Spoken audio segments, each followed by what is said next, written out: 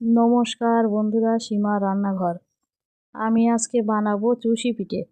চালের গুঁড়ো নিলাম, দুধ নিলাম, খেজুরের গুড় নিলাম, কড়া বসালাম, জল দিলাম, লবণ দিলাম। জলটা গরম করে চালের গুঁড়ো দিলাম, কাঁই মতো করে নিলাম। কাঁইটা নামিয়ে দিলাম, মেখে নিলাম। কাঁই থেকে একটু করে কেটে চুষির মতো করে নিলাম।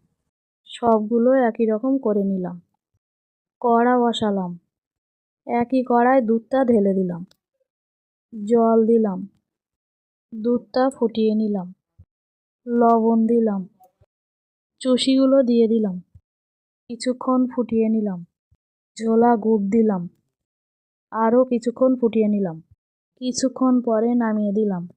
চুষি পিঠেটা ভালো লাগলে লাইক, সাবস্ক্রাইব, কমেন্ট, শেয়ার করুন। ফ্যান্টাস্টিক।